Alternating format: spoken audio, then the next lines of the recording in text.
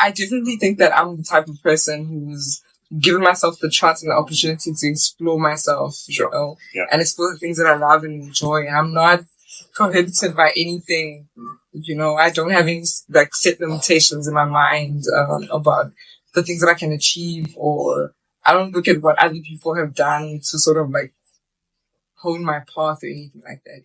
They say Pinterest is like that one quiet kid who knows how to dress. It really is. It really is. Pinterest is, I don't know, it's the president of all the apps. It's funny that we all have Pinterest. People don't necessarily utilize it to its full potential. Yeah. So I would definitely go with being, this sounds very shallow, but I would go with being pretty face, just being beautiful and being pretty opens you up to just a whole beautiful, different world and a beautiful world as well. So you'd rather be a pretty face on stage? Yes. Okay.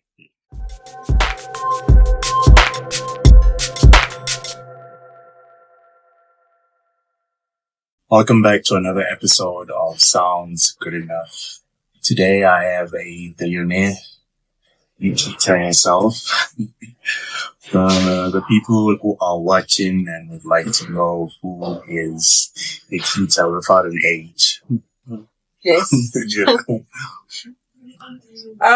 is Nekita? Well, I'm a Durban girl, born and bred in Durban. I've been in Johannesburg for a few years. I'm a multidisciplinary artist, meaning I'm in the creative space. I'm a graphic designer. I'm a DJ. I'm in corporate as well.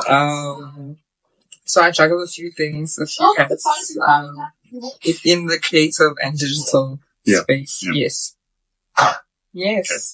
Oh, so isn't that hard to like juggle all of those things? It is, as like every day I'm like trying to do a bit of work today. I don't want to say hard. There are challenges, yes. But with that, like I do think that I try and balance everything as best as I can. Like no one's perfect, neither am I. So I just try and like project manage everything with like, you know, with the resources I have available. Were you a cool girl in high school? It's not part of the question. No, I was actually, well, I don't know. I was actually quite a nerd in high school, but I think the nerds were the cool girls. So we, since when? No, we were literally, we were cool. We made being, you know, nerdy cool. So I don't know what, like, I don't know about who was cool and who was not. We were just really having fun. What's nerdy? What is nerdy to you? Maybe we were quite involved within different things. Like we were involved in sports. We were involved in like academic programs. We were involved really like about our education. Yeah, we enjoyed learning. We enjoyed school. I had a really great high school experience. Nerds don't play sports, though, so. No, that's why I said we were nerdy, but we were quite cool. Yeah. We did everything. We never limited ourselves, you know. So, and that's why, like, even just the definition of cool, we never limited ourselves with anything, and we never tried to be like anyone. We were just really in high school, just having a great time. Yeah. Yeah. So do you think your experience in high school made you take the path that you were in? Because it sounds like you're someone who's like people's people.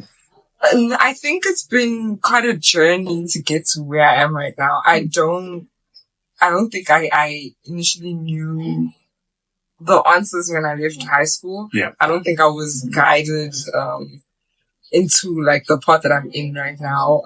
I came to Johannesburg after leaving Durban after high school, and I came to Johannesburg and then discovered arts, creativity, music, and that's where my passion for that really grew. Because in Durban, you know, you're not exposed to careers like DJ, producer. You know, you're not exposed to any creative careers.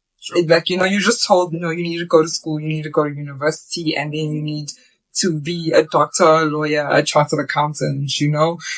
So I definitely think that the road that I'm taking now, the journey that I'm on right now, it's been something that I've discovered about like myself and the things that I've enjoyed. Yeah. And that's how I got here. So To make sure I'm getting it right. So you went from high school and then you came straight to Johannesburg. So you didn't study anything. You just went. I actually started off I started off a bit studying law, but I dropped out. And then I went back to Durban and I studied fashion design. And then I came to Joburg, and then I did the DJ course. And that's how I got into DJing and music and yeah. So you didn't see yourself defending people with their crimes? I still think I would still like to do a law degree in all the things that I still want to study. Wow, I still think it's still a goal of mine. Yeah. So obviously you would want to do it in the entertainment space, like being a lawyer. No, absolutely not. You see, what I no longer just define myself by entertainment, and I'm not boxing myself to just want to be in the entertainment space and stay there. I'm quite open-minded, currently I'm in the tech and mining space. In one of my other roles, I'm in tech and mining. Some for other people. If there's anything that I want people to learn from me, it's that life is not just, okay, you go to school, find one career path and you stick to that for the rest of your life, You are constantly evolving, you're constantly changing, you're constantly going through self-discovery. So with all of that, there'll be different parts of you that you want to, discover, you want to explore. So I definitely think that I'm the type of person who's given myself the chance and the opportunity to explore myself, and explore the things that I love and enjoy. And I'm not prohibited by anything, I don't have any set limitations in my mind about the things that I can achieve, or I don't look at what other people have done to sort of hone my path or anything like that. I know that life can be long or can be short, depending on how you look at it as an opportunity. So do whatever it is that you do. Exactly. With the time that you're given here, I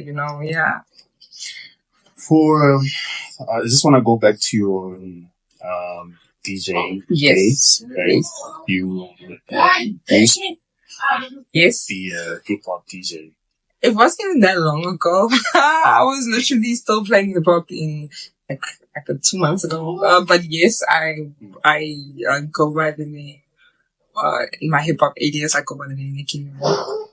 So that's where most of people know me as. That's where what most people know me as is Nekita. Yes.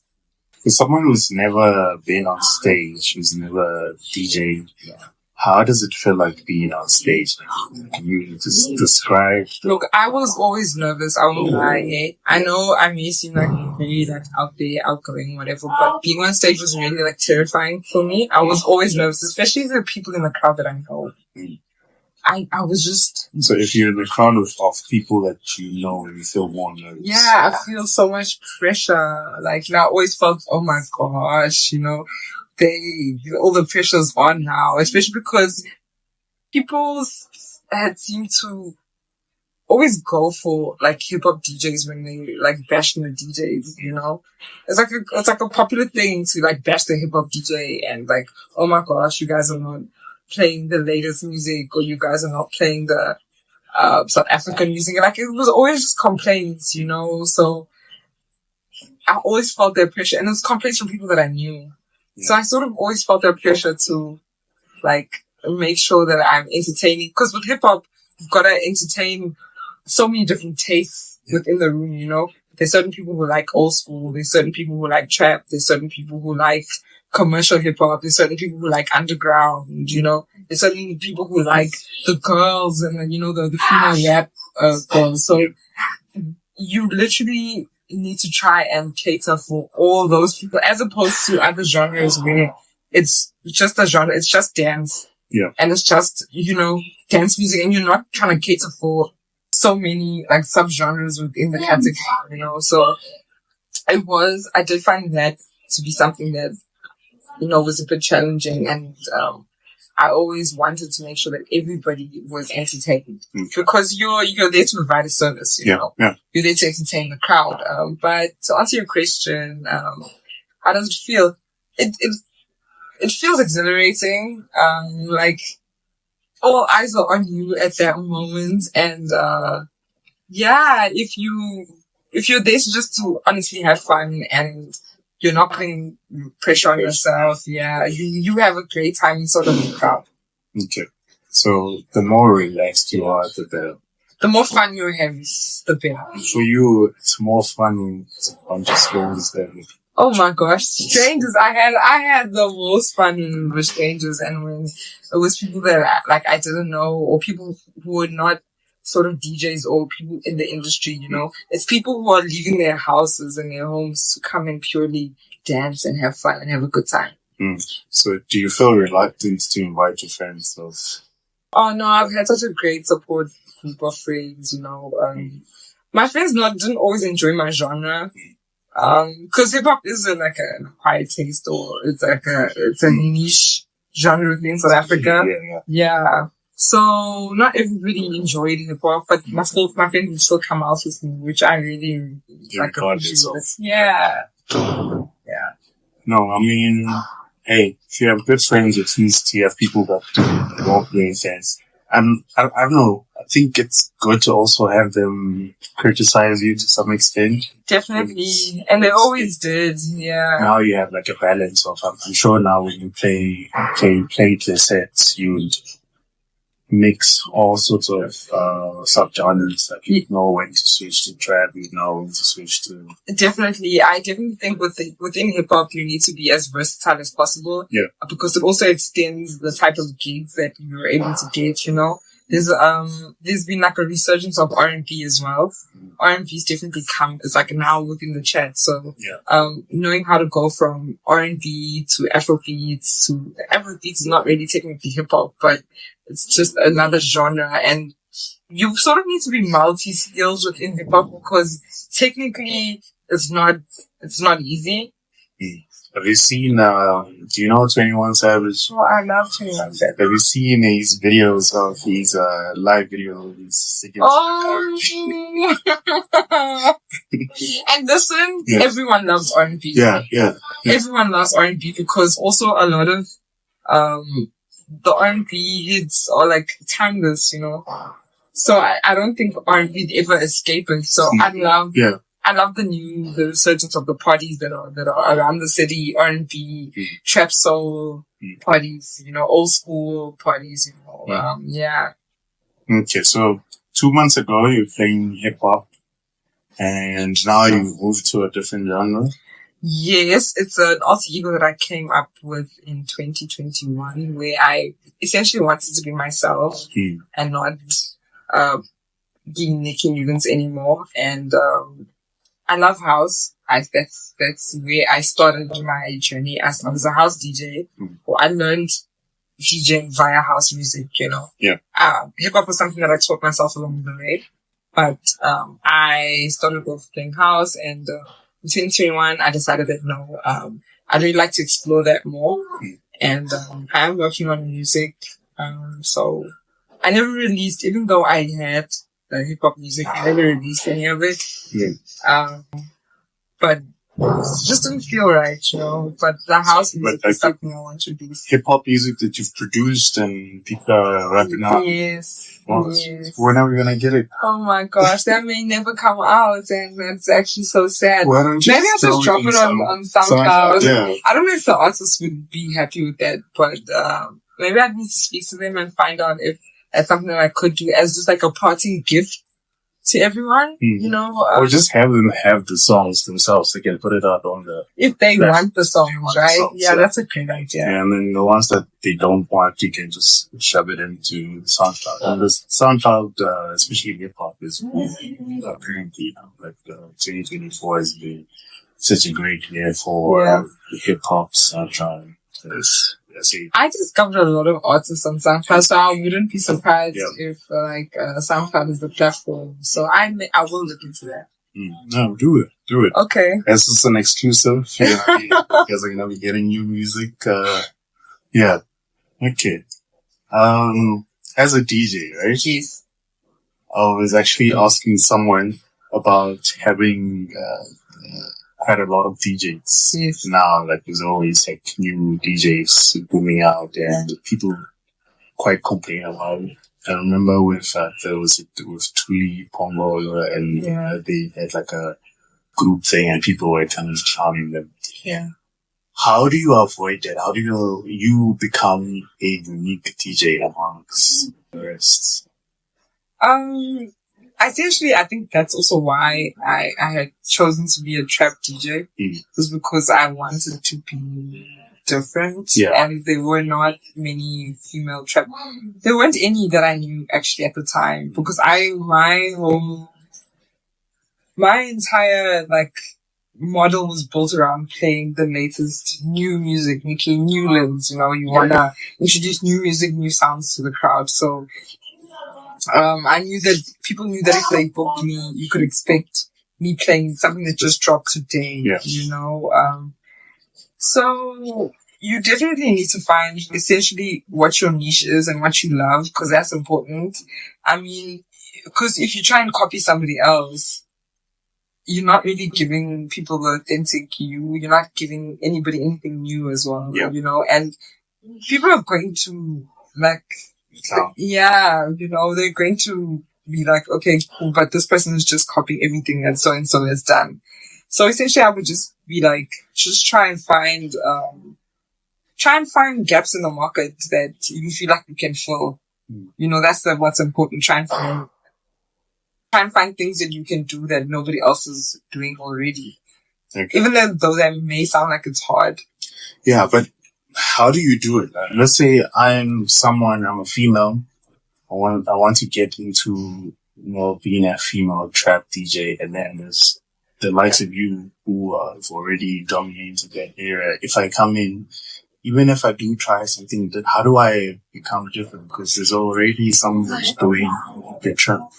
Listen, yes, we may be playing the same genre, but you can decide you want to be a fashion girl within the DJ industry. I decided to be a corporate girl within the DJ industry. So suits and ties. Listen, I decided that that's the route that I want to take. And for a long time, I managed different brands, and it worked really well for my DJ career because I still got to work with musicians, work with DJs, work with artists. That was in another role a few years ago. And I do think, one of my current, roles, my current jobs, that I will still be quite heavily involved in entertainment. Because we do have a few brands within the group, that do heavily rely on influencers, to rely on music. So I still will be within the space, just also just a different avenue of entertainment, because I'm now within the boardrooms trying to create opportunities for artists and for DJs, based on your own experience of how it was for you. Exactly. Yeah. So, I just think that you can find what works for you. Maybe you want to be, a fashion girl and doing fashion shoots, fashion editorials. And then you find yourself playing at these specific events and places. Find yourself playing at Fashion Week. Find yourself playing for high-end fashion brands, at their openings, at their different events that they're hosting. It really just depends on the route that you want to take within and how you want to brand yourself, essentially, because how you brand yourself is important, and that's what defines the type of gigs that you get. Yeah. So let's say I'm a female female DJ who wants to get into the space, and based on what you said, now where you position yourself, if someone were to say, I want to get into that space, I don't know how to, are you someone who's willing to help out? I can help you, I can give you advice, but I personally don't have the time to offer lessons or anything like that. And I don't want to overpromise and, and not live up to those promises. But guys, that's what I love about technology. Technology has made everything so easy and so convenient. Not easy, but so much more accessible to a person who doesn't have access to CDJs, who doesn't have access to a space where they can learn, who doesn't have access to a teacher, go on YouTube. Like, even within the graphic space and design space, there's so many things that I learned from YouTube.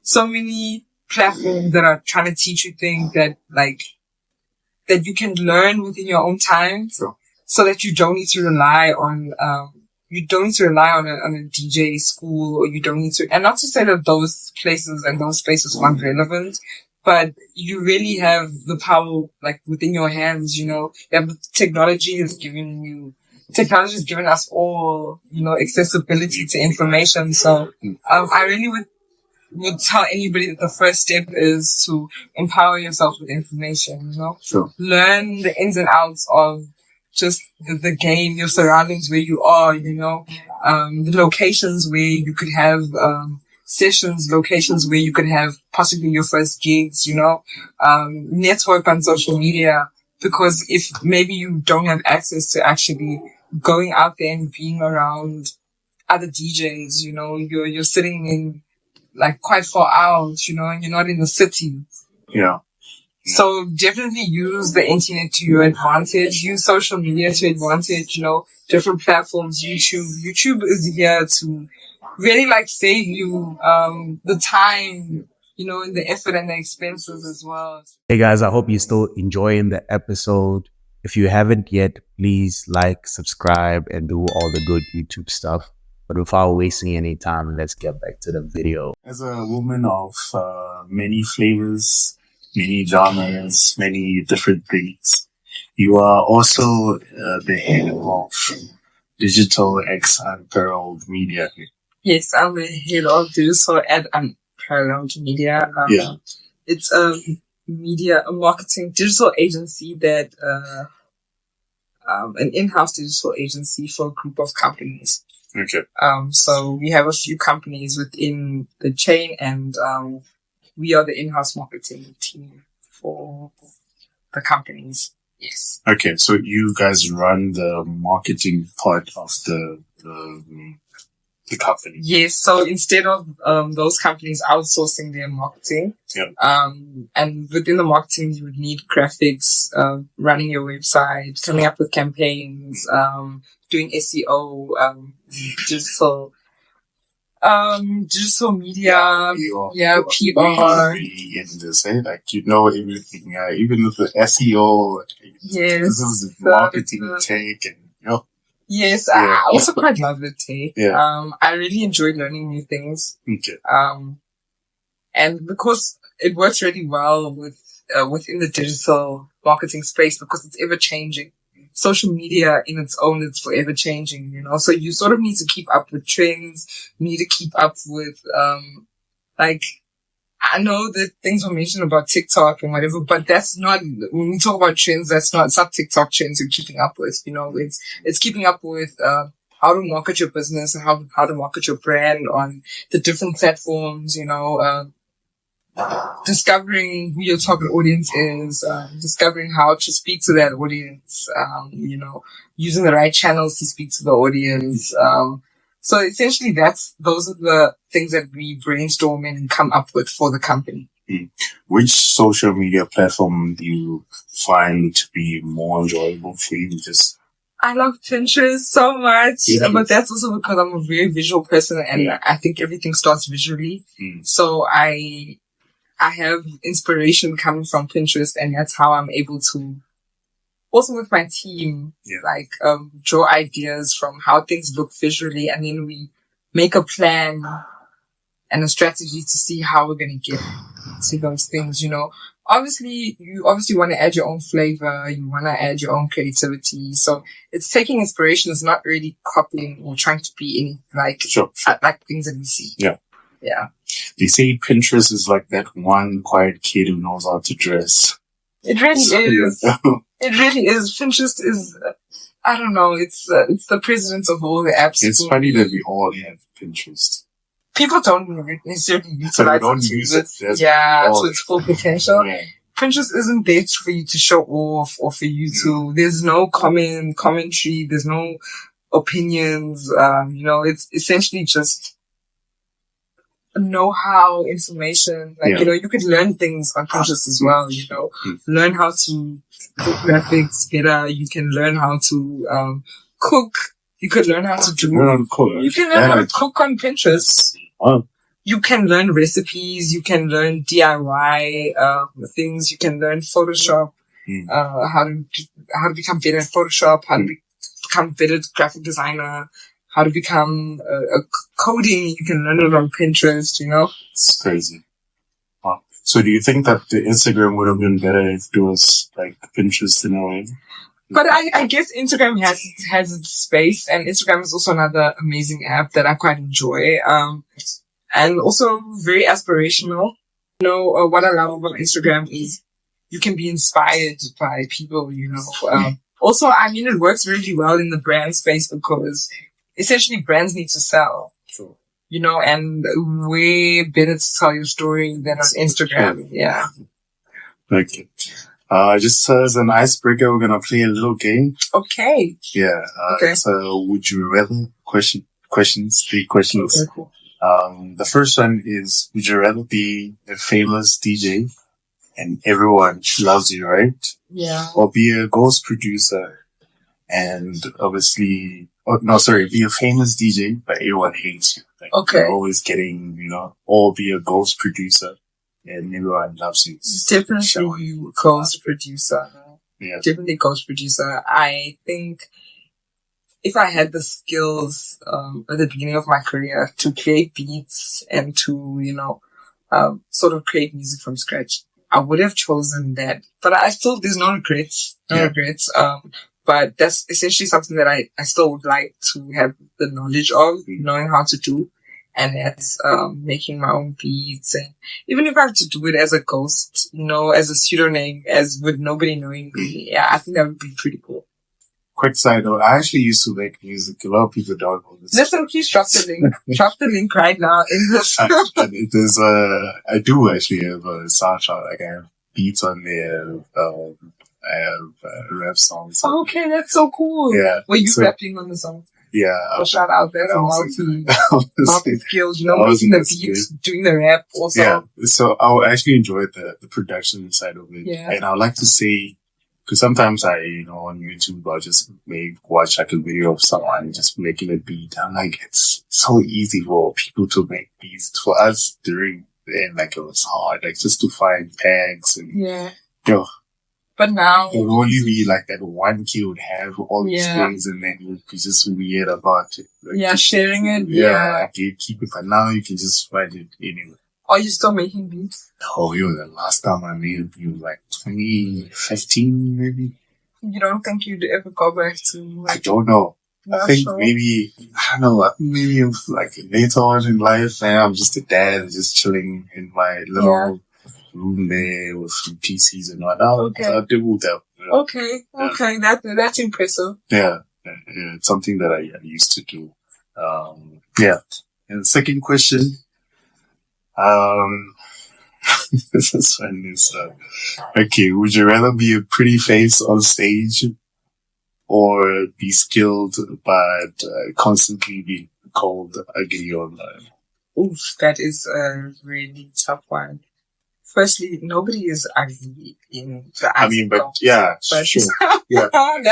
We try to be politically correct. Yeah. But people are visual.